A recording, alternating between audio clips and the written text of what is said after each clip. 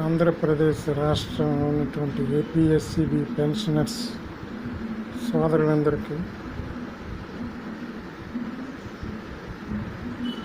నమస్కారాలు మరియు ఒక విన్నపం. ఏపీఎస్సిబి పెన్షనర్స్ అసోసియేషన్గా మేము ఫార్మ్ చేయాలని గత 15 రోజుల కిందటనే నిర్ణయించుకున్నాం. కారణాలు ఏంటి అంటే, ముందుగా నా గురించి చెప్తాను. నా పేరు రానికి చలపతిరావు, ఏడీ రిటైర్డ్, ఏపీ జెన్కో 2011. నేను విశాఖపట్నంలో ఉంటున్నాను.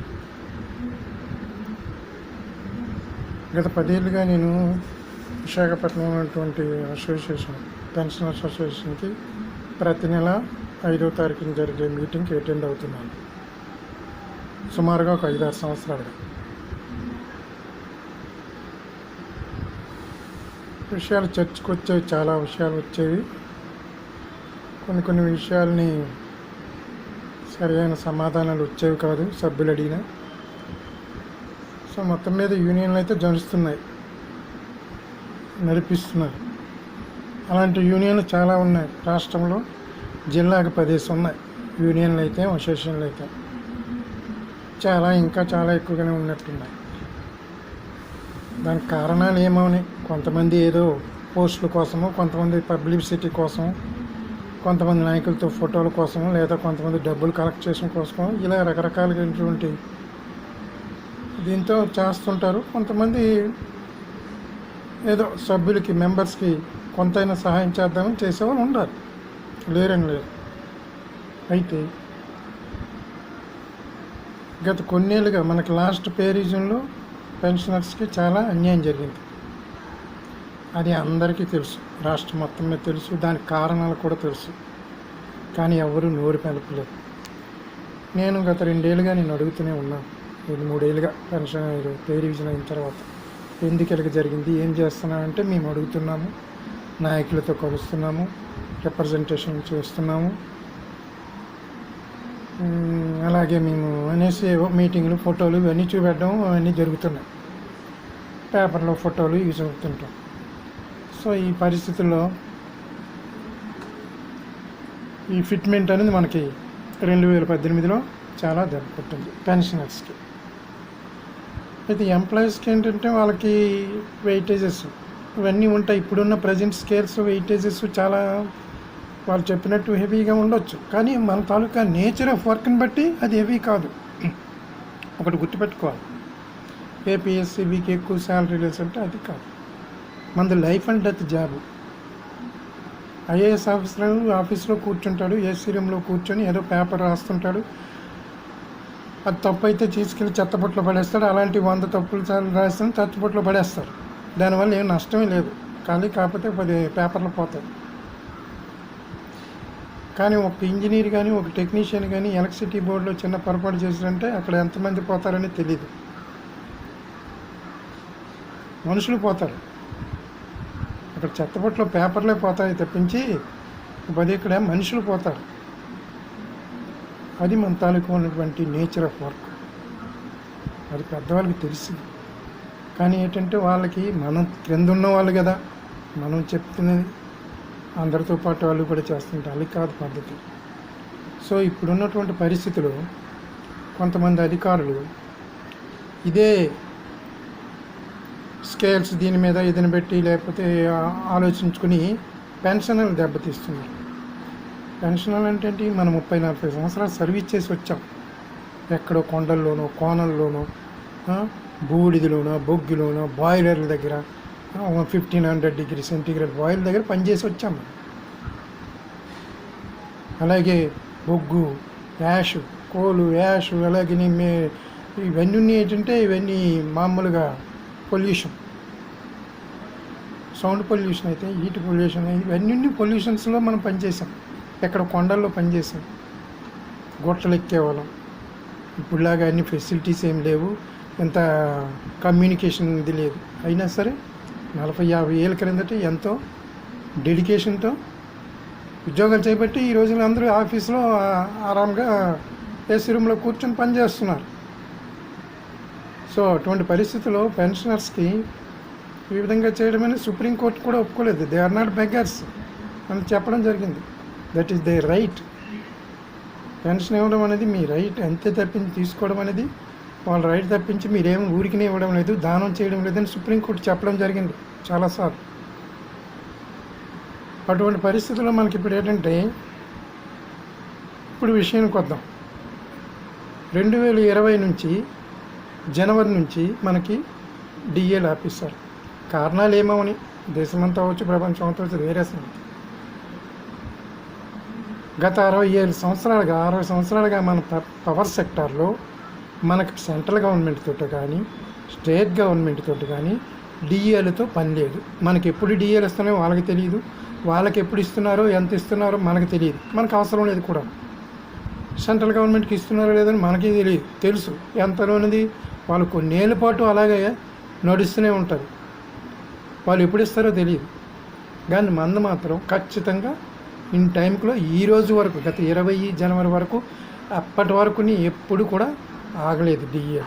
కారణం మన ఆటోనమస్ బాడీ అండ్ ఆల్సో మన అథారిటీ, డిఏ అథారిటీ, మన సిఎండిఏ. అంతేగాని గవర్నమెంట్కి ఇందులో ఎటువంటి ప్రమేయం లేదు. బట్ ఓన్లీ రాటిఫికేషన్ కోసం ఇంటిమేషన్ ఇస్తారు, రాటిఫికేషన్ చేసుకుంటారు ఆఫ్టర్ దట్. అంతకుమించి గవర్నమెంట్తో సంప్రదించి డిఏ ఇవ్వాల్సిన నెసిటీ పబ్లిక్ పవర్ సెక్టార్కి లేదు. బహుశా మన సిఎండికి తెలియక చేశారా, తెలిసి చేశారా అనేది మనం అందరం ఆలోచించవచ్చు. అయితే పెన్షనర్స్కే నేను అడుగుతున్నాను, ఇప్పుడు డిఏ ఏరియర్స్ కంపల్సరీ ఇవ్వాలి. వాళ్ళకి జీవో ఇచ్చారు ఎప్పుడు 10, 11, 20, 20 అంటే 10 నెలల తర్వాత 11 నెలల తర్వాత ఇచ్చారు. కానీ అంతకు ముందు నుంచి నేను పెన్షనర్స్కి అడగడానికి కారణం ఏంటి? పెన్షనర్ ఒక మామూలుగా మనం రిటైర్ అయినప్పుడే ఒక ఫిక్స్డ్ అమౌంట్తో మనకు వచ్చేస్తాం, బయటకు వస్తాం.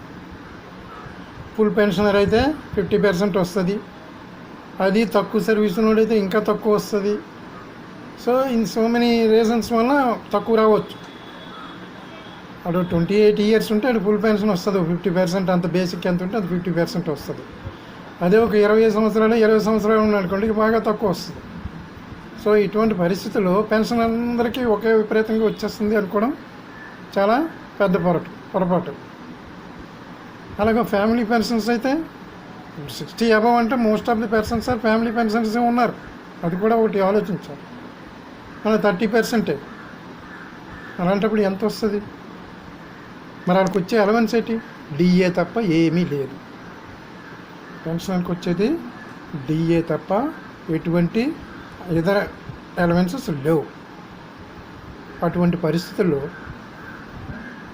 నేను ఏపీఎస్సి పెన్షన్ అసోసియేషన్ మామూలుగా అసోసియేషన్కి 4-5 సార్లు మామూలుగా అడిగాను. మార్చి నుంచి మనకి కరోనా వచ్చి ఇదైపోయినా షట్డౌన్లు అన్నీ పెట్టినా మేము జూమ్ మీటింగ్ పెట్టుకుండేవాళ్ళం. ప్రతి నెల ఆగస్టు వరకు జూమ్ మీటింగ్లు నడిచాయి. ప్రతి నెల 5వ తారీఖున జూమ్ మీటింగ్ పెడితే ప్రతి నెల నేను అడుగుతుండేవాడు, సార్ మన డిఏ ఆఫీసర్, మనం పెన్షనర్స్, మనకే లాసు, మోస్ట్ ఎఫెక్టెడ్ ఓన్లీ పెన్షనర్సే. ఎంప్లాయీస్కి ఎందుకు లాభం ఉంటారు? వాళ్ళు ఎందుకు అడగడం లేదంటే అడగరు, వాళ్ళ అసోసియేషన్ వాళ్ళు అడగరు, ఎంప్లాయీస్ అడగరు. కారణం మనకు తెలుసు. ఇప్పుడున్న ప్రజెంట్ స్కేల్స్ని బట్టి, వస్తున్న ఎలవెన్స్ని బట్టి, తర్వాత వాళ్ళు పెద్దగా పట్టించుకున్నాము. తర్వాత వాళ్ళకి ప్రతి సంవత్సరం ఇంక్రిమెంట్ వస్తున్నాయి, అలాగే ఎన్కాష్మెంట్ వస్తుంది. డిఏ ఇస్తే 3%, 4% ఇస్తే మనకేముంది, వాళ్ళతో పాటు మనకి వస్తుందనే ఉద్దేశంలో వాళ్ళు ఉన్నారు. అంచేత అడగడం లేదు కూడాను. అలాగని మనం అడగకుంటే ఎలాగవుద్ది?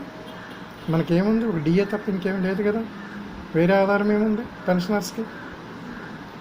పవర్ సెక్టర్లో పెన్షన్ ఆపడమే, పెన్షనర్స్కి డిఏ ఆపడమే చాలా పెద్ద పొరపాటు. మన అందరిలాంటి ఉద్యోగాలు కాదు కదా, ఇలాంటి ఆర్డినరీ పర్సన్స్ లాగా, అదర్ ఆఫీస్ లాగా, అదర్ సెక్టర్ లాగా మన ఉద్యోగాలు ఉండవు, మన డ్యూటీలు లేవు. Hours is the highly risked jobs. చేసి వచ్చాం, సర్వీస్ చేసి వచ్చాం. ఇటువంటి డిఏ అడగడం మనకు రైట్ అది. ఇది సుప్రీంకోర్టు కూడా అందులో చెప్పడం that is the right of 300A ప్రకారం, ఆర్టికల్ 300A ప్రకారం that is our right. We are not going to begin. బహుశా తెలియక చాలామంది ఇది చేస్తే మనకేమి ఇది ఉందనేసి, రైట్ ఏముందని పద్ధతిలో చాలామంది మాట్లాడుతుంటారు. మనకి అవగాహన లేక కొంతమంది తెలియవచ్చు, కొంతమంది అవగాహన ఉన్నే ఎందుకు లేని పద్ధతిలో మనం ఎందుకు మాట్లాడడం అనే ఉద్దేశంలో కామ్గా ఒప్పుకుంటున్నారు. కొంతమంది తెలిసి కూడా దాన్ని ఇంకా వేరే విధంగా మాట్లాడుతుంటారు. That is wrong. మన రైట్ని మనం అడగడంలో తప్పు లేదు, మనం ఎవరితో కొట్లాడడం లేదు. సో మీరు ఏ విధంగా ప్రయత్నం చేశారు ఇంతవరకు? 18 నెలలు అయింది. అప్పటికి నేను ఆగస్టులో మీటింగ్లు పెట్టిన తర్వాత నేను అడిగాను ఎన్నోసార్లు, ఏం పట్టించుకోలేదు. మన విశాఖపట్నం అసోసియేషన్, పెన్షన్ అసోసియేషన్ ఏం చేశాను చూశాను. ఇంకో 2వ లెటర్ కూడా నా తర్వాత అన్నారు, లెటర్ పెట్టండి, మీరు రాసి పెట్టండి, మేము చూసి పంపిస్తామనేసి మా అసోసియేషన్ ఆఫీస్ బైరస్ చెప్పారు, ప్రెసిడెంట్ గారు, సెక్రటరీ గారు. సరే అనేసి నేను లెటర్ రాసి పెట్టాను, పంపించాను వాళ్ళకి. కానీ అది పంపించలేదు, పైకి పంపించలేదు, CMD గారికి కానీ ప్రభుత్వానికి. సరే 2వ నెల మళ్ళీ ఇంకొక లెటర్ పెట్టాను. సార్ ఏం పంపించారంటే పంపించండి సార్, మనం అడగకుండా అమ్మాయిని పెట్టదు కదా, అడగండి, మీకు భయమే ఉంది, మనమందరం మేము పెన్షనర్సు, మనకు రావాల్సిన రైట్ అడుగుతున్నాం, ఇస్తాడే ఇవ్వకపోతాడో, ఇస్తే ఉంటాడు లేకపోతే పోతాడు, ఆడికి పంపిస్తాం. కానీ మనం ఎందుకు, మనకు కష్టమేమి, మనకు కష్టపడ్డాం కానీ అడుగుతున్నాం, మనకు ఊరికినే ఇచ్చేదేం కాదు, ఎవరు జోబీలో ఇచ్చేవారు అని చెప్పి మొత్తం మీద 2వ లెటర్ పెడితే అది కూడా పక్కన పెట్టారు. సో అటువంటి పరిస్థితుల్లో నేను చూసి ఒక నెలాగి అక్టోబర్లో రిప్రజెంటేషన్ పెట్టాను. ఎవరికి? CMD గారికి, మన ఏపీ ట్రాన్స్కో CMD గారికి రిప్రజెంటేషన్. సార్ మా DA ఏరియాస్ ఇప్పించండి, పెన్షనర్స్కి DA రిలీజ్ చేయండి, DA ఏరియాస్ ఇప్పించండి, APSV పెన్షన్ అందరికీ ఇప్పించవలసిందిగా కోరుచున్నాను. ఒక రిప్రజెంటేషన్ పెట్టాను, పట్టించుకోలేదు.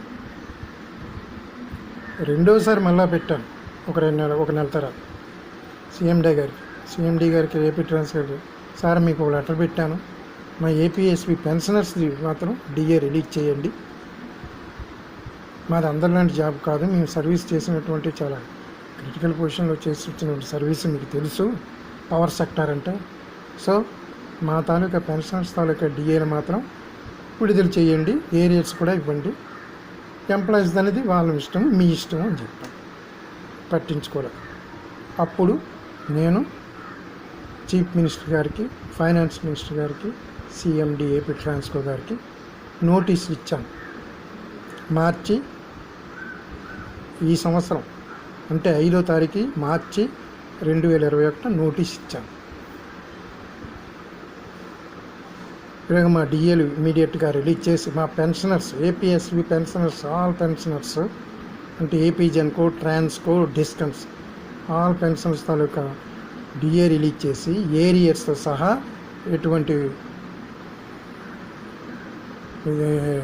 వాయిదాలు లేకుండా ఇప్పించవలసిందిగా కోరుతూ అన్ని నోటీస్ ఇవ్వడం జరిగింది.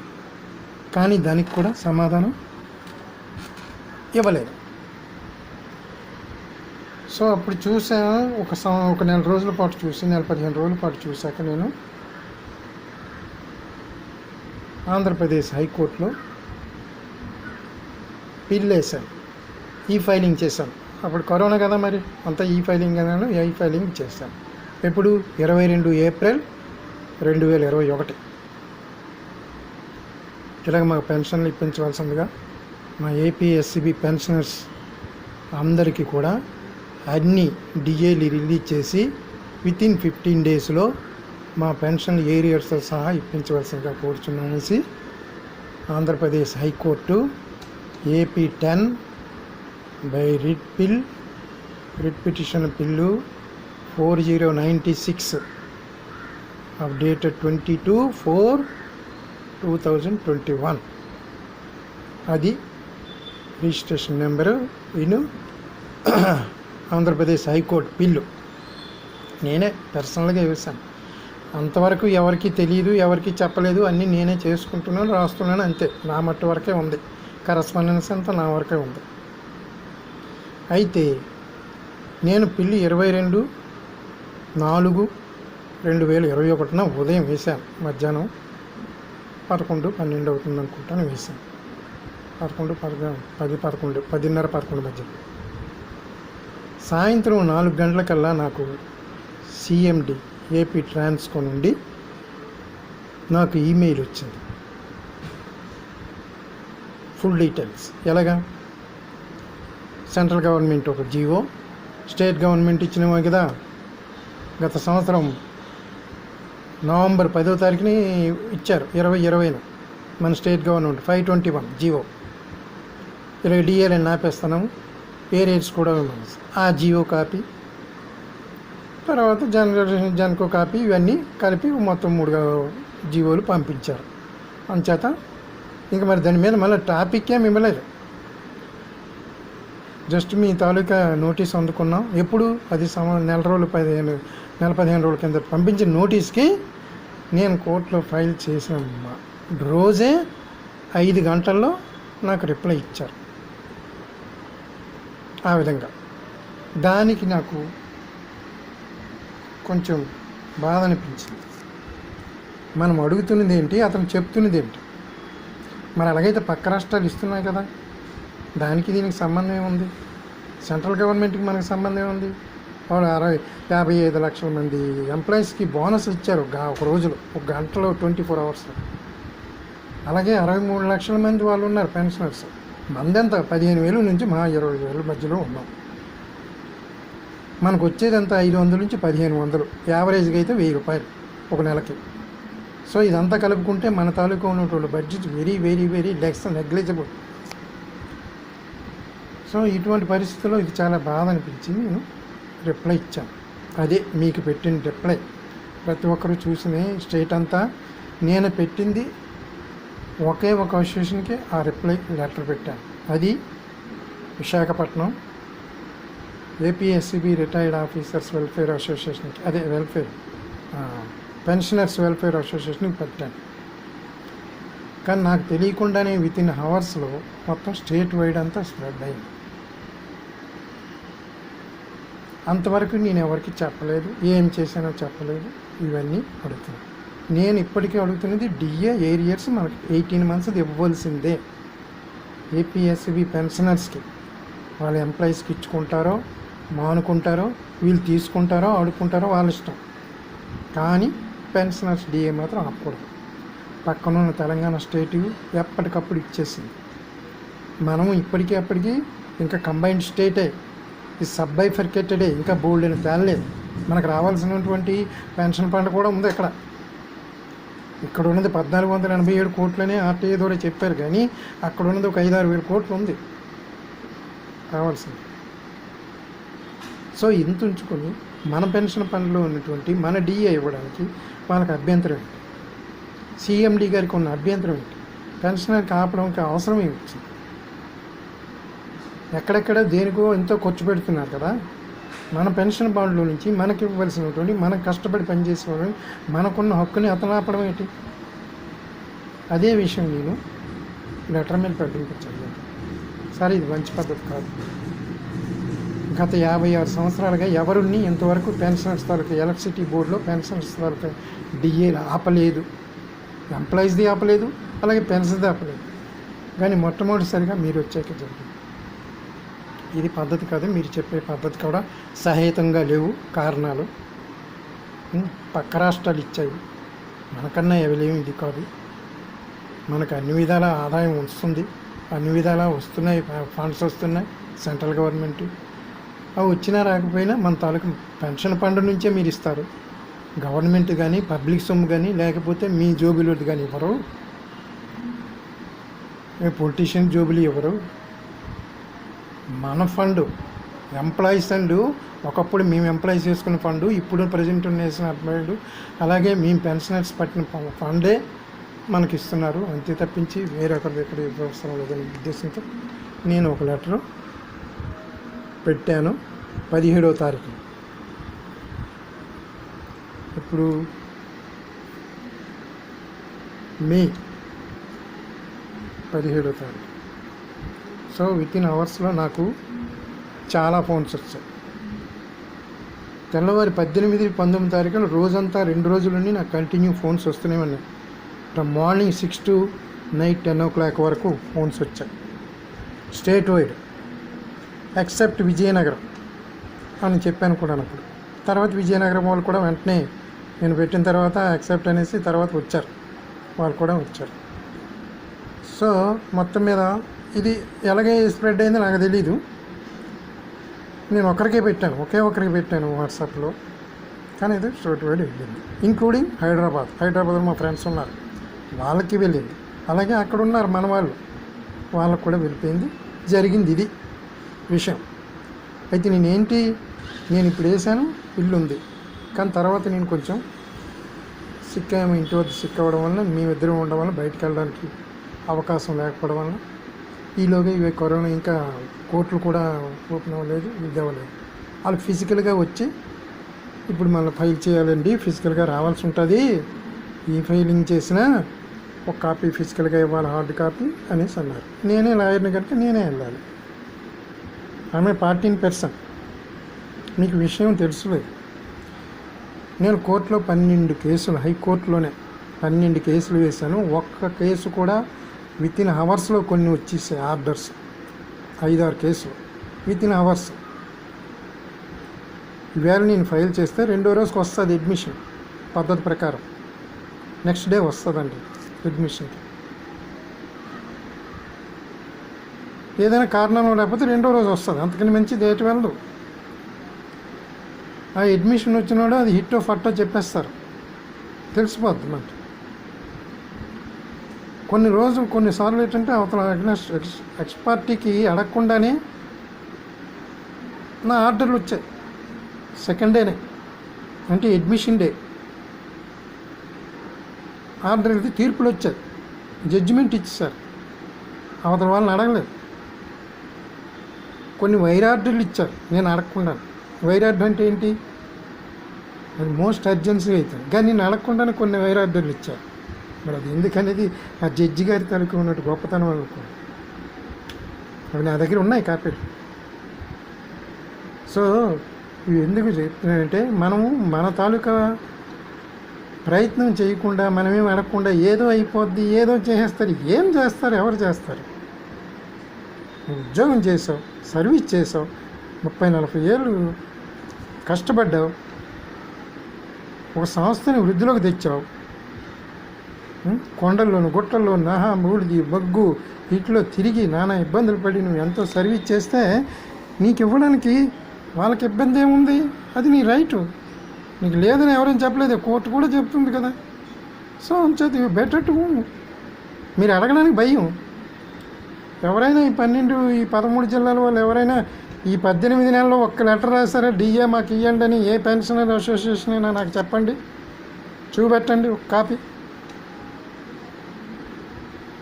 చెప్పండి, ఎవరు పెట్టలేదు, ఎవరు అడగలేదు, ఎవరో చేస్తారు, చేస్తే మనకు వస్తుంది అనే పద్ధతిలో ఊరుకున్నారు అంతే. మరి ఇంత యూనిట్లు అసోసియేషన్లు ఎందుకండి? మీరు అడగవలసిందే, అడగకపోతే రేపు పొద్దున ఇంక రేపు పే రివిజన్ మీరేం అడుగుతారు, మళ్ళీ లాస్ట్ పే రివిజన్లో వదిలేసిన ఫిట్మెంట్ ఏం అడుగుతారు? ఏదో ఫోటోల కోసమో, లేదా పేపర్ న్యూస్ కోసమో, లేదా డబ్బులు కలెక్షన్ కోసమో, లేదా మనం ఏదో పోస్ట్లో ఉన్నామని చెప్పుకోవడం కోసమో కాదు కదండి అసోసియేషన్ అంటే. పెడితే పని చేయాలి, లేకపోతే పక్కకు తప్పుకోవాలి, అది నా పాలసీ. అంతకుమించి నేను అసలు నాకు ఈ అసోసియేషన్ ఇవన్నీ అంటే ఎక్కువ ఇది చూపెట్టను, మీరేమనుకోండి. ఎందుకంటే అందరూ సెల్ఫే ఎక్కువ ఉంటుంది అందులో, అది మాత్రం షూర్. వాళ్ళ ప్రమోషన్లో, వాళ్ళ తాలూకా పోస్టింగ్స్, వాళ్ళ కోసం ఇవే చూసుకునేది ఎక్కువ నాకు తెలిసినంత ఎక్కువ. అందు గురించే నాకు ఏంటంటే, నాకు ఏదైనా కామన్ సబ్జెక్ట్ ఉంటేనే నేను ఫైట్ చేస్తాను. నా పర్సనల్కి ఏదైనా ఉంటే పని చేస్తాను. నా పర్సనల్గా మళ్ళీ ఎవరికి పైసా అడగలేదు ఎంతవరకు. ఇన్ని కేసులు వేసింది, నేను కేసులు వేసింది నా ఒక్క గురించి కాదు, నా ఒక ప్రమోషన్తో పాటు 78 మందికి ఇంకో 10 ఏళ్ళ పాటు రానటువంటి వాళ్ళు కూడా ప్రమోషన్లు వచ్చాయి. 15 ఏళ్ళ తర్వాత వస్తుందో రాదని మేము అనుకుంటున్నామండి అనేసి ప్రమోషన్లు వచ్చాయి. అలాగే ట్రాన్స్ఫర్స్, మేము రిమోట్ ఏరియాలో ఉన్నామండి, మాకు 5 ఏళ్ళు అయిపోయింది, దాటిపోయి మేము బయటికి వెళ్ళాలి అనుకుంటే ఎవడం లేదంటే చలపతరం మీరు వెళ్తేనే వద్దనంటే నేను ట్రాన్స్ఫర్ పెట్టుకున్నాను, నాకు వెంటనే వచ్చారు. ఇచ్చిన వెంటనే 80 మంది బయటకు వచ్చారు. కొండల్లో నుంచి కిందకి. ఇవన్నీ ఎందుకు చెప్తున్నారు అంటే మనం పని చేయాలి, అది మన తాలూకా ఉన్నటువంటి రిలయబిలిటీ వచ్చే పని చేయాలి. అంతే తప్పించి ఏదో షో కోసమో లేకపోతే ఏదో మీటింగుల కోసమో కాదు, ఫోటోల కోసమో కాదు. చేతనైతే పని చేయడం, లేకపోతే పక్క తప్పుకోవడం. భయపడితే ఏది చేయలేం. నీకు భయపడడం ఎందుకు? అవతల వాళ్ళు మనుషులే కదా, సిఎండి మనిషే కానీ ఇది కాదు కదా. ఆపుతాడు, ఆపని ఏముంది, అతను కాకపోతే ఇంకొకటి వస్తారు ఇస్తారు, ఆ పని చేస్తాం. కానీ మన రైట్ మనం వదులుకుంటామా? అతను ఎవరు చెప్పడానికి? అతను ఐఏఎస్ ఆఫీసరు, అతను ఆల్ ఇండియా లెవెల్ ఆఫీసరు. మనతో పోల్చుకోవడం ఏంటి? చాలా తప్పు కదా. అతను ఎక్కడికి వెళ్ళినా అతనికి ప్రివిలేజెస్ అండ్ ఫెసిలిటీస్ ఉంటాయి, మనకు ఉంటాయా? పెన్షనర్కి అసలు క్యాష్లెస్ పేమెంటే ట్రీట్మెంటే లేదు ఇంతవరకు. ఒక హెల్త్ కార్డు ఇవ్వడం లేదు. ఎంత సఫర్ అవుతున్నారు అందరూ. 60 అంటే 60+ అంటే సీనియర్ సిటిజన్సే కదా, చాలా సఫర్ ఉంటారు కదా, వాళ్ళకి బర్డెన్ కదా. ఈ సిచ్యువేషన్లో ఈ డిఏలు ఆపడం అంత సమర్థనీయమా? పక్క రాష్ట్రాలకి తెలీదా ఎందుకు ఇస్తున్నారు? పవర్ సెక్టర్ అంటే ఏంటి, ప్రియారిటీ ఎందుకు ఇస్తున్నారు వాళ్ళు? ఒక క్షణం మీరు 5 నిమిషాలు 2 నిమిషాలు కరెంట్ ఆగితే మేము బయటకు వచ్చేస్తారే ఆఫీస్ నుండి ఉండలేక. మరి అక్కడ ఎంత తంటాలు పడుతున్నారనేది ఆలోచించాలి కదా. ఎంప్లాయీస్ అయితేనే అలా చేశారు, పెన్షనర్స్ కూడా పెన్షన్ డ్యూటీ చేసి ఇవ్వబట్టే మీరు అందరూ ఈ విధంగా ఉన్నారు ఆఫీసులో. సో ఈ పరిస్థితుల్లో ఏంటంటే ఈ అసోసియేషన్ ఎందుకు పెట్టాను అనేసి చాలామంది, నేను పెట్టదలుచుకోలేదు, అసలు పెట్టాలని నాకు ఉద్దేశమే లేదు. ఏదో లెటర్ పెట్టాను, అది ఎవరో అసోసియేషన్ వాళ్ళు పెడితే అది మొత్తం స్ప్రెడ్ అయ్యింది. అప్పుడు మొత్తం నాకు వచ్చినవి అయితే అసలు నెల్లూరు, చిత్తూరు, ప్రకాశం, ఈ ఒంగోలు నుండి ఈస్ట్ గోదావరి, గుంటూరు, ఈస్ట్ గోదావరి నుంచి వచ్చిన ఫోన్లు, నాకు వచ్చినటువంటి రెస్పాన్స్ కొన్ని 100 మంది లిస్టులు పంపించారు. 100 లిస్టులు ఉన్నాయి నా దగ్గర ఇప్పుడు, అనంతపురం, చిత్తూరు నుంచి. కానీ నేను అవన్నీ ఇది చేయలేను, అవన్నీ లోడ్ చేయలేను. తర్వాత వాళ్ళు వస్తేనే జాయిన్ అయితే దాని తనకు పర్పస్ ఉంటుంది, అది వేరే సంగతి. కానీ నేను ఇప్పుడు చెప్పదలుచుకుంది ఏంటంటే పెన్షనర్స్కి డిఏ ఏరియర్స్, ఎలక్ట్రిసిటీ బోర్డు పెన్షనర్స్కి డిఏ ఏరియర్స్ 18 monthsది కంపల్సరీగా ఇవ్వవలసిందే. That is my only one option, that is demand. అదే చెప్పాను, అది డెఫినెట్గా తీసుకురావడం జరుగుతుంది, నో డౌట్. ఎవరు ఆపలేరు ఇవాళ రేపు. తర్వాత ఇంకా మిగతా ఉన్నాయి. లాస్ట్ పే రివిజన్లో ఫిట్మెంట్ లాస్ అయ్యింది, అది ఇప్పుడు నెక్స్ట్ డే పే రివిజన్ కూడా వచ్చేస్తుంది ఆల్రెడీ. సో అప్పుడు ఏం జరిగింది అనేది, అసలు అగ్రిమెంట్లు వాళ్ళ తాలూటువంటి ఎంఓయూలు ఏం జరిగాయి అప్పుడున్న పే రివిజన్లో కూడా చెప్పండి అని. అలాగే ఎంతమంది పెన్షనర్స్ ఉన్నారు, టోటల్గా ఎంతమంది ఉన్నారు, కంపెనీ వైజ్ ఎంతమంది ఉన్నారు చెప్పండి అని నేను ఆర్టీఏ ద్వారా 10 రోజుల క్రిందట ఆర్టీఏ అప్లికేషన్ పెట్టాను సిఎండి ఏపీ ట్రాన్స్కో గారికి. అది వస్తే దానికి మళ్ళీ రిప్లై నేను తగ్గట్టుగా ప్రిపేర్ చేసి ఇవ్వాలి, వాళ్ళకి పంపించాలి దానికి తగ్గట్టు. సో ఈ పరిస్థితుల్లో ఈ అసోసియేషన్ పెట్టడం జరుగుతుంది. నాకు ఒక విషయం చెప్పండి, ఈ 18 నెలల్లో ఈ స్టేట్లో ఉన్నటువంటి ఎన్నో అసోసియేషన్స్ ఉన్నాయో, ఎన్ని యూనియన్లు ఉన్నాయో, ఎవరైనా ఎలక్ట్రిసిటీ బోర్డు పెన్షనర్స్ డిఏ ఎందుకు ఆపారని ఎవరైనా అడిగారా? మాకు చెల్లించండి అని ఒక్కరైనా లెటర్ పెట్టారా అని విషయం అడుగుతున్నాను. మీరు మినిస్టర్లు మాట్లాడారు, టీవీలో చెప్పారు, ఇవన్నీ ఫాల్స్, అవన్నీ లెక్కలోకి రావు. మీరు ఏం చెప్పినా ఏం చేసినా పేపర్ మీద ఉండాలి. జీవో ఉందా, మీరేమైనా లెటర్ రాశారా, దాని మీదైనా ఉందా, లెటర్ ఉందా, అవి చెప్పండి. అప్పుడు నేను దానికి సమాధానం సరైనటువంటి ఒప్పుకుంటాను. ఒక్కరైనా చెప్పారు. మీరు ఎంప్లాయీస్తో మీకు సంబంధం లేదు. ఎంప్లాయీస్ నేను ముందే చెప్పాను కదా, వాళ్ళ స్కిల్స్ ఇది ఉన్నాయి. ఇప్పుడున్న దానికి 5 times, అప్పుడు 50,000 ఉన్నటువంటి ఏడీకి ఇప్పుడు 2.5 లక్షలు ఉంది కదా. 10 ఏళ్ళ క్రిందటికి ఇప్పటికే ఇంకా అలవెన్సెస్ ఉన్నాయి, ఇంక్రిమెంట్లు వస్తాయి, ఎన్కాష్మెంట్ వస్తుంది, ఇవన్నీ వస్తున్నాయి వాళ్ళకి. సో వాళ్ళతో మీరు వాళ్ళు అడుగుతారని ఎందుకు అనుకున్నారు? మీరేం చేస్తున్నారు అసోసియేషన్లు పెట్టి, యూనియన్లు పెట్టి? అది చెప్పండి నాకు సమాధానం. మీరు పలానా చేసామని చెప్పండి, నేను తప్పుకుంటాను. నా పని నేను చేసుకుంటాను ఇండివిజువల్గా. అసోసియేషన్ నేను పెట్టను. నేను ఇండివిజువల్ చేయవలసింది ఆల్రెడీ చేస్తాను కూడా. కోర్టులో ఫైల్ చేశాను. రేపు వెళ్తాను, నేను తప్పదు, ఫిజికల్గా వెళ్ళాలి. కాకపోతే ఈ వాతావరణం దీనివల్ల వెళ్ళలేకపోతున్నాను. కానీ లేకపోతే అదే హైదరాబాద్ అయితే ఉదయం దిగేపడిన అక్కడే పరిస్థితి, ఇక్కడ పరిస్థితి వేరు.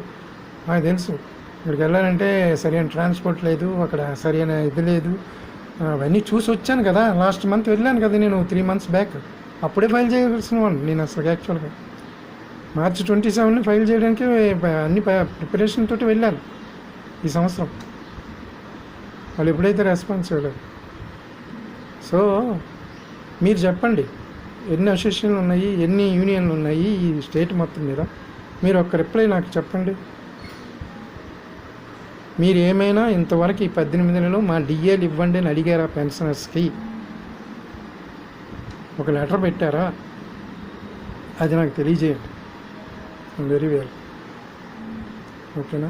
సో సోదరులందరికీ ఆలోచించుకొని, పెన్షన్ సోదరులు ఆలోచించుకొని ఈ విషయాన్ని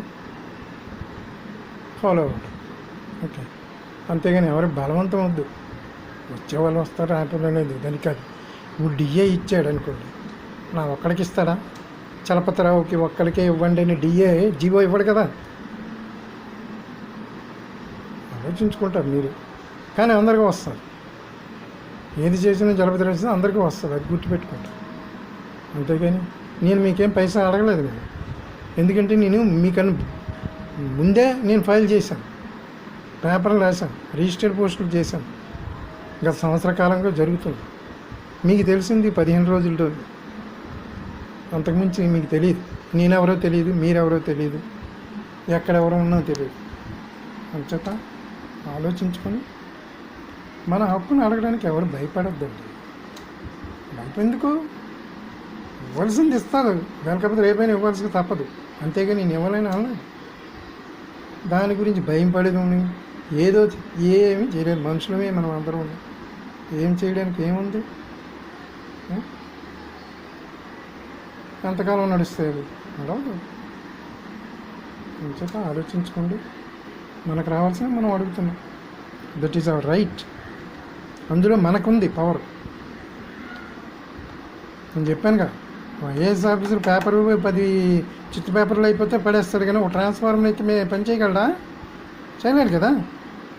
ఒక పోలకి పని చేయగలడా? చేయలేడు.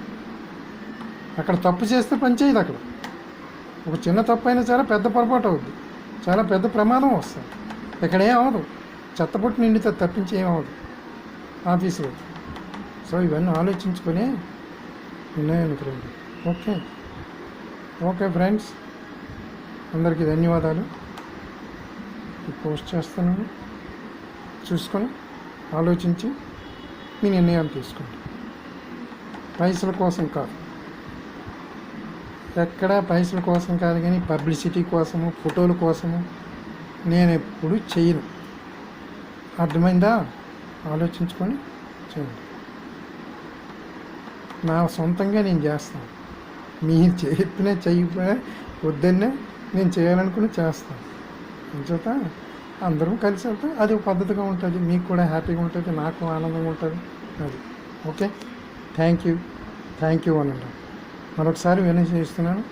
అందరూ 13 తాలూకా జిల్లాలో ఉన్నటువంటి యూనిట్లు అందరికీ మీరు ఏపీఎస్సిబి పెన్షనర్స్ తాలూకా డిఏ గురించి మీరు ఎవరైనా అడిగారా?